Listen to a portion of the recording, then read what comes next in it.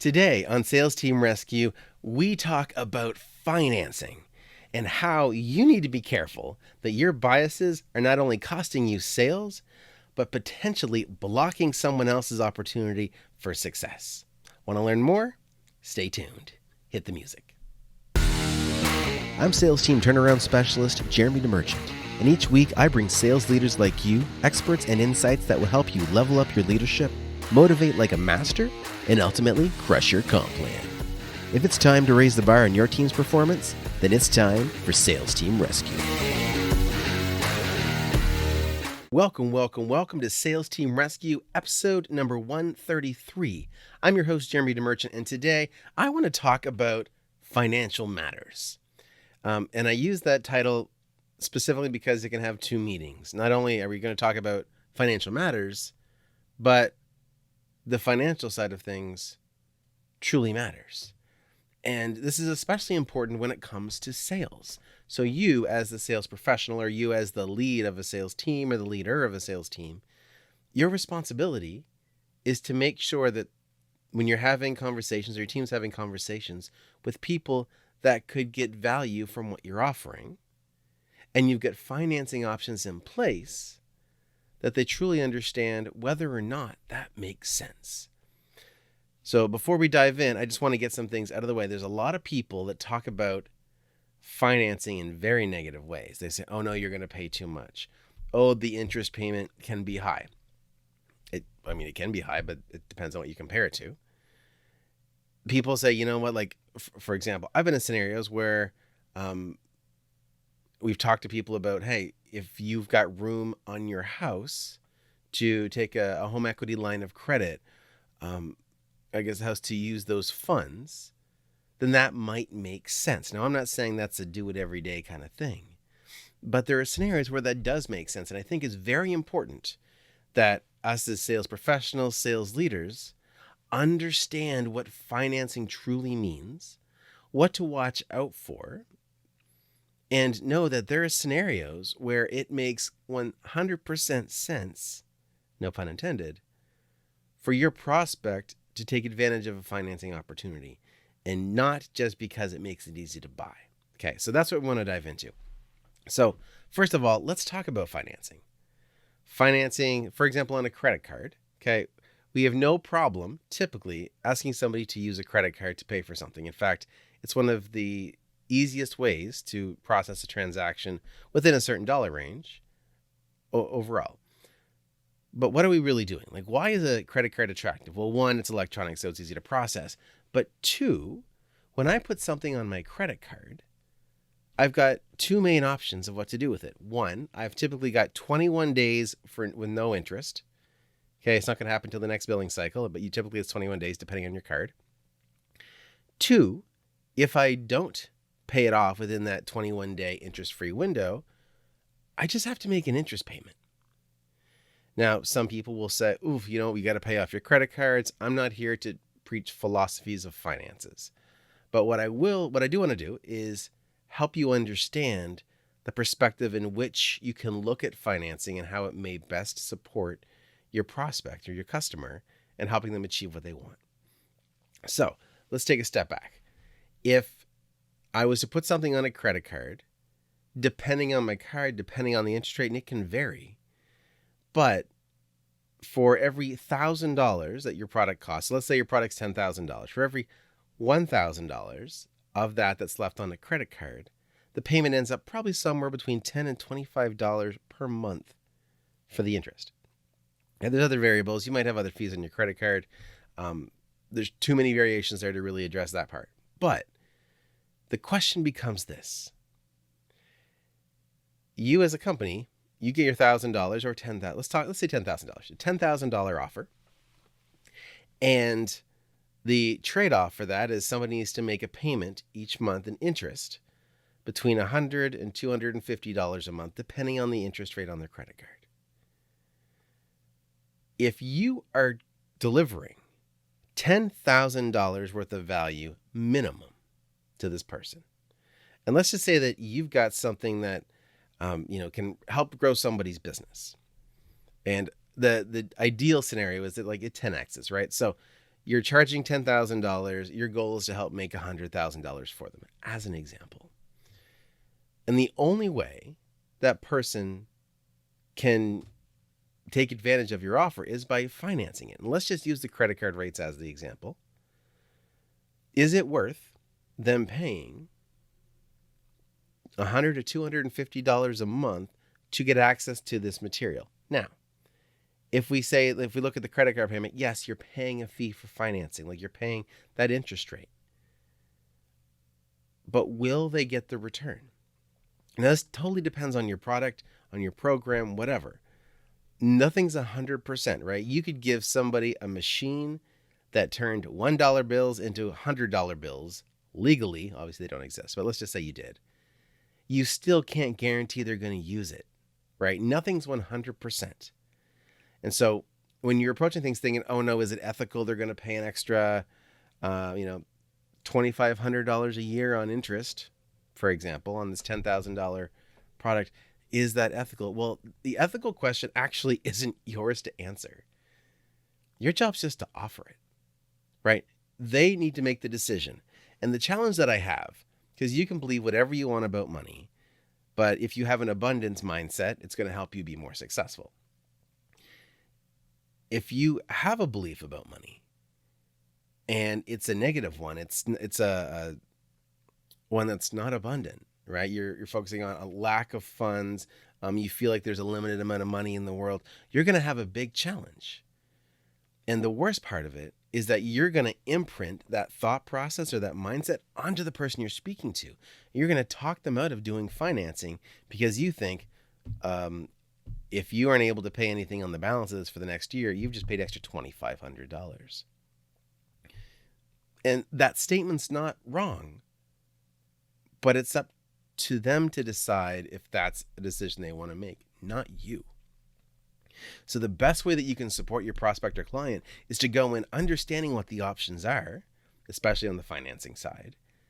Make sure they understand, but try to keep your biases out of it. Or if you want to be, if you've got an abundant mindset, but you also want to play cautious like I do.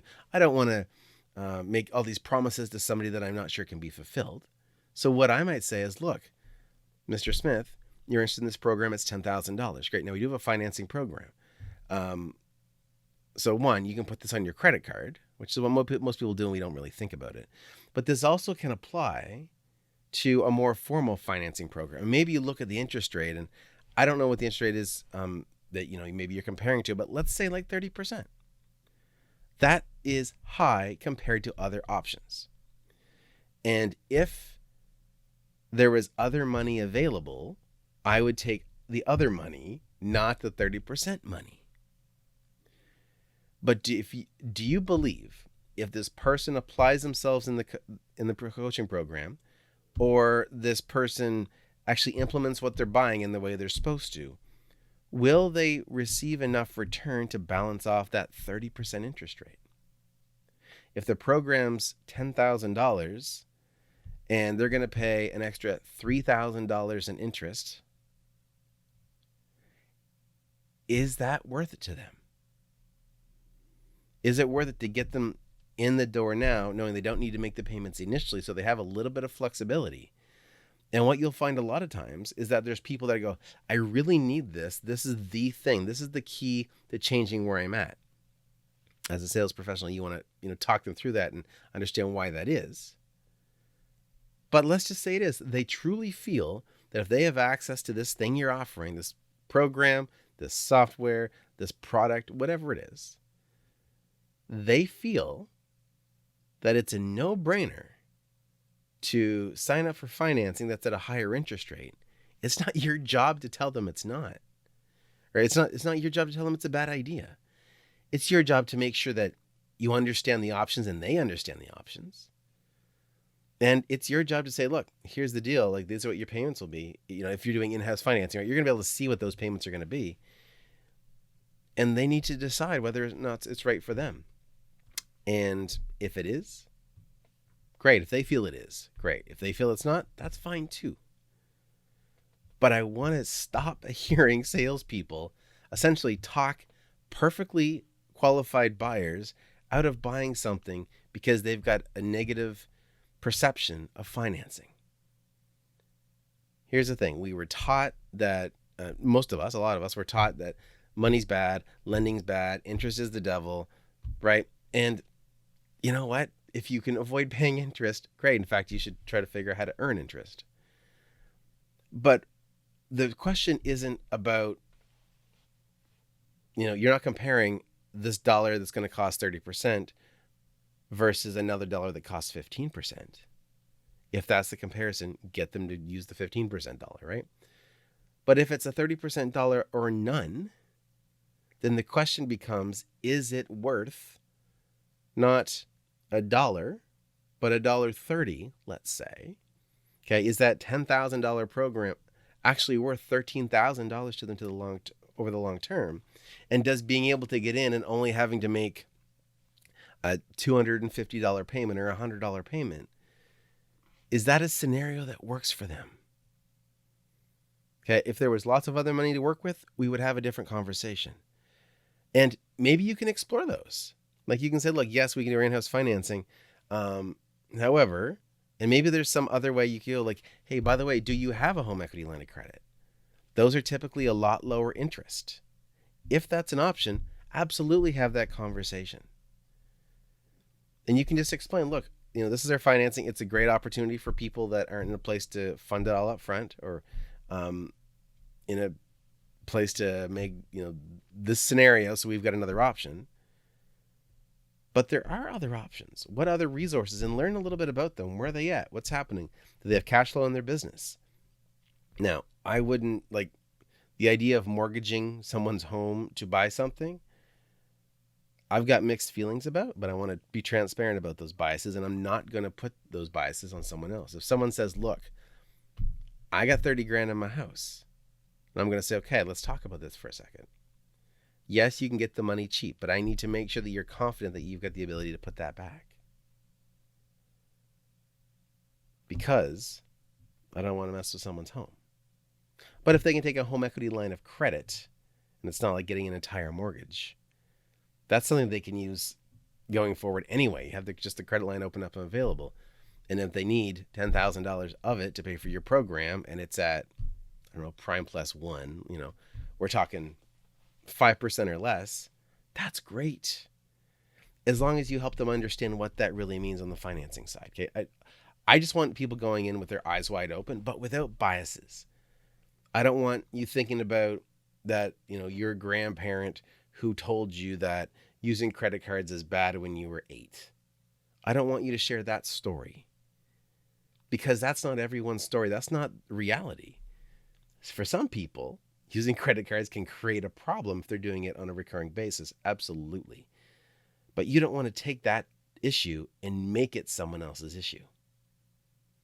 So I want you to be open, whether it's someone that wants to use a credit card, which we seem to do very quickly without thought anymore. If it's someone that wants to do some kind of in-house financing program, if somebody wants to use a home equity line of credit. And I don't want you to be concerned about recommending it. Maybe recommending is a strong word, suggesting it. I want you to understand what their options are. If your financing program is like 30% interest, or they end up paying significantly more, I would love for you to just discuss some options. Now, maybe your sales manager, your CEO might not like that, because I'm sure there's some money to be made on the financing side as well. But have the conversation. We have a great financing program, and when you don't have any other options, it still works great, because although there's an interest cost, it still gives you the ability to get access to this. Now, Mr. Smith, do you feel like if you invest the money and you use credit to do it, that you're going to be able to get this return? And they got to be able to say yes, right? Don't just make it, if it's a big ticket item, just don't make it sound like, hey, look, you can get in the door for $100. That may technically be right if the first payment is $100, but I would have a little bit more of a conversation about it. Make sure you sell the product first. Ask them things like, if financing wasn't an issue, what questions do you have? And then go back and visit the financing. What are the options? but get them sold. Get them be clear on the value, right? You want to know exactly what this product or service or whatever is going to do for this person. How important is it? I've had plenty times in my life where I would pay $13,000 for a $10,000 item because of the problem that it solved. If you were alone in the desert and there's no water around and you are thirsty and you're probably hungry too, but someone shows up with water and they say, look, I know you're not going to make it if you're just trying to figure this out yourself, but here's I got a bottle of water. The bottle of water is $10 because the desert's outside, I don't know, a tourist spot or something. It's $10 bottle of water. And you're like, I don't have $10, but I'm dying. Okay, if I give you this bottle now on credit, will you agree to pay me back $13 for it when you get home? Yeah. Right? That bottle of water could save your life. Now, I'm not saying that every coaching program in the world, every product you sell could save somebody's life, but some things can. Or they could significantly make your life better. Or they could significantly impact somebody else's life. Maybe you're struggling in your business and you need to bring somebody else on, and this program is going to show you how to hire the next person and do it the right way to save yourself a lot of headache. Then, the conversation isn't even about the interest. Is this program worth $13,000 instead of $10,000? That's all it needs to be. Don't make it this big negative beast because you're blocking people's opinions or opportunities, I should say. You're blocking people's opportunities to be able to take action on something that can make a difference in their life. So, if you have biases around money, please go work on those. Talk to someone that can help you through those. I believe that there's enough money in the world to go around. Money's being made every day, which is fact. But also that there's so much money going around that because you win doesn't mean somebody else has to lose. So work on your money mindset. Work on understanding what financing options mean.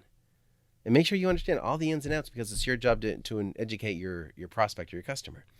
So make sure you're aware of what's going on, but just don't bring your biases on and put them on them. Make sure they're informed and do it in a non-biased way again, but I've said that 100 times. Do it in a way that helps them feel informed but not swayed. Don't try to talk them out of financing if the only option is something that you might see as expensive, but they see it as still a great investment that they can get a return on. Let them do it. Just let them know, hey, this decision for you now is not a $10,000 decision, it's a $13,000 decision. But it'll get you in the door. Are you okay with that? And just make sure they know. Okay, so this is it. Focus on the way you're thinking about money, and most importantly, focus on the way that you're sharing financial options with people. Because financing has allowed people who needed things very badly to get the things that they need based on the resources they had today, and allowed them to grow their resources significantly later on because of it. So don't block people from opportunity because of a story you were told when you were a teenager. Let people learn. Okay, let them understand. Let them learn. You can educate them, but ultimately let them make that decision. Don't use your biases to recommend or unrecommend something that could potentially help somebody. Okay, so that's it for today. That's episode 133 of Sales Team Rescue. Remember, if you want to book a call with yours truly, go to salesteamrescue.com. If you want to download my free gift for you, the 5 C's of successful sales conversations, go to salesteamrescue.com/gift. Download that.